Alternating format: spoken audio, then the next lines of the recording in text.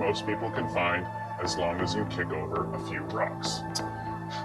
Yeah, with the CCP virus being something we're all dealing with, did the Obama administration have anything to do with the situation we're in right now? Yes. Okay, this episode's over. Just kidding. Reports have been emerging that back in 2015, the Obama administration gave a grant of $3.7 million to the Wuhan virology lab to study coronaviruses. What a coincidence. Yeah, Trump even acknowledged this in a recent press conference, saying, the Obama administration gave them a grant of $3.7 million. I've been hearing about that. And we've instructed that if any grants are going to that area, we're looking at it literally about an hour ago, and also early in the morning. We will end that grant very quickly, but it was granted quite a while ago. They were granted a substantial amount of money. We're going to look at it and take a look, but I understand it was a number of years ago. So you are... When did you hear the grant was made? 2015. 2015? Who was president then, I wonder? Great question, POTUS. Who was president in 2015? And why was that administration funding the Wuhan lab? and why has the video of Obama warning us of future pandemics been going around? Which seems to be an obvious attempt to make him look like some kind of wise prophet who knew that this was going to happen, warning all of us, and if we only had listened to him, blah, blah, blah. It seems more likely that Obama knew this would happen because it's all a part of the deep state's agenda. In this video, Obama even speaks of a globalized world. Predictive programming, anyone? And then we learned that the Obama administration was funding the Wuhan lab. I mean, come on. And it seems that the Obama administration, as well as the Bush administration, basically made it possible for the CCP back to people like Margaret Chan and Tedros Ghebreyesus to win the director position at the World Health Organization. It seems that this could be to ensure that pandemics spread further by having a pro-CCP director that will make sure that happens. Seeing as how the WHO has on more than one occasion waited several months before alerting governments around the world to a deadly virus that is moving through the world. For more on this, see our World Health Organization episode. But we've also learned that Illuminati Gates has funded the Wuhan lab as well. Gates, just like Obama, has warned us about future pandemics. The Bill Gates Netflix docuseries Pandemic was conveniently released just at about the same time as we started learning about the CCP virus in January. With all of their involvement in what's going on, are we really supposed to think that both Bill Gates and Barack Obama prophesized this coincidentally? Oh, it's so eye-rolling. Oh my gosh. Also, Ben, don't forget about the old Dr. Fauci. Also stated in 2017 that this administration will be dealing with a pandemic. Point blank, he just said it just like that. But okay, so all of this is being exposed in many places right now. You're obviously free to look into these things on your own, which we highly encourage you to do. We just wanted to bring these things to your attention if you happen to be unaware. This episode is going to be more focused on the treasonous things Q has been pointing us to in regards to Barack Obama. And as we were finishing researching this whole episode, Trump just tweeted out the hashtag Obamagate. So, not a coincidence at all.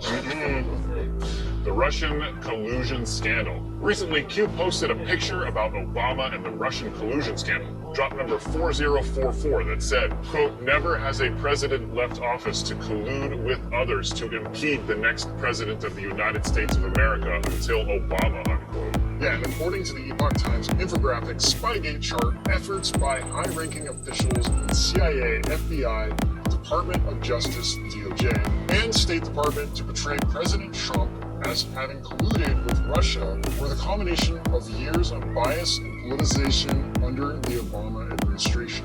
It goes on to say, quote, the weaponization of the intelligence community and the other government agencies created an environment that allowed for obstruction in the investigation into Hillary Clinton and the relentless pursuit of a manufactured collusion narrative against Trump, unquote. It continues with, quote, a willing and complicit media spread unsubstantiated leaks as facts in an effort to promote the Russian collusion narrative. These treasonous acts will surely go down in history as the biggest political scandal we've ever seen. Yet Watergate is but a drop in the ocean compared to this. According to the Epoch Times, a hand-picked team was selected to investigate the Hillary Clinton email situation, which included Peter Strzok, Andrew McCabe, Bill Priestap, and of course the former FBI director himself, James Comey, who the Epoch Times says is the only known senior FBI official to remain involved throughout the entirety of the Clinton email investigation. Yet by January 2016, Bill Priestap would replace Randall Coleman and become the new head of the FBI's counterintelligence division, which he then inherited the Clinton email investigation in the process. Priestap said, quote, Coleman set up a reporting mechanism that leaders of that team would report directly to him, not through the customary other chain of command, unquote. Priestap, however, kept this in place despite not really understanding why Coleman had set this type of reporting up. By keeping this type of reporting chain in place, Peter Strzok was now reporting directly to Bill Priestap. However, it seems that Strzok and McCabe were going around Priestap and running the show behind closed doors. According to Bill Priestap, when testifying in front of Congress, he said that he was not aware of how often McCabe, Strzok, and apparently Lisa Page as well were meeting each other. Apparently, Page was playing a big role in going around the established chain of command to help McCabe and Strzok run the investigation.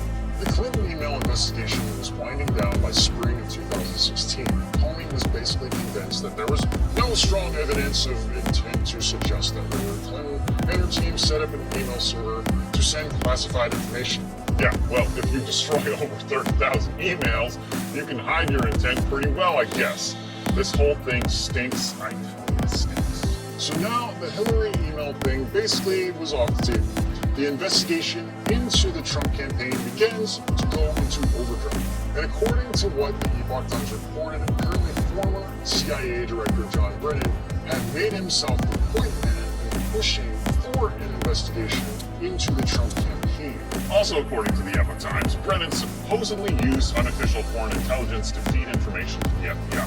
When testifying in front of Congress, Brennan said this, quote, I made sure that anything that was involving U.S. persons, including anything involving the individuals involved in the Trump campaign, was shared with the FBI, unquote. Convenient.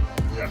Brennan also said, quote, I was aware of intelligence and information about contacts between Russian officials and U.S. persons that raised concerns in my mind about whether or not those individuals were cooperating with the Russians, either in a witting or unwitting fashion, and it served as the basis for the FBI investigation to determine whether such collusion or cooperation occurred. Yet, concerns in his mind, right. If you're trying to build a narrative, you can have concerns for just about anything and spin it whichever way it fits that narrative you're trying to build. Yep, exactly. U.S. intelligence wasn't the only ones involved with this. According to what the Epoch Times found, the British government's communication headquarters, GCHQ, which is the equivalent of our NSA, was collecting information on then presidential candidate Donald Trump and sending it over to U.S. intelligence. Apparently, the head of the GCHQ met with Brennan in Washington to discuss potential communications between the Trump campaign and Russia.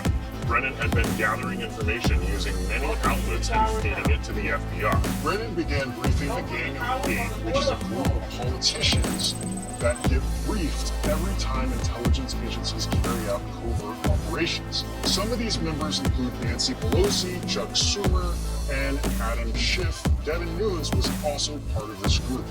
The usual suspects there. Yeah.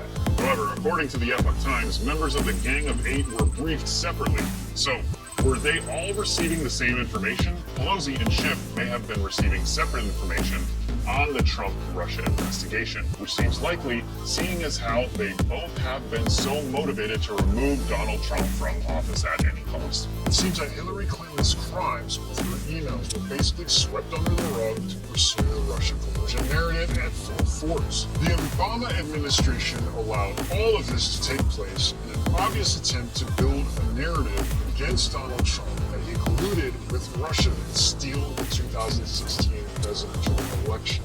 When the Mueller report emerged, it proved that none of this was true. After the Russian narrative failed, the deep state moved right into impeachment, which also failed. Now look where we are, stuck in our homes, which if the Illuminati has it their way, we'll be stuck inside until the end of the year or longer. Yeah, really. This is an attempt to use social distancing to keep us away from polling places, even though it's totally fine for United Airlines to keep their flights completely full. But, you know, just saying. So we can use mail-in voting, which can be easily manipulated. But consider this. If we can stand in line at a grocery store, I mean, seriously, I just can't say that. Why can't we stand in line to vote? We can. So there's no reason we all couldn't follow social distancing guidelines at polling places just like we do at the grocery store. Besides, when people vote, they have to be apart so no one can see what you are doing. The deep state will continue to use their media outlets to continue this social conditioning experiment to convince us that it is unsafe to gather to vote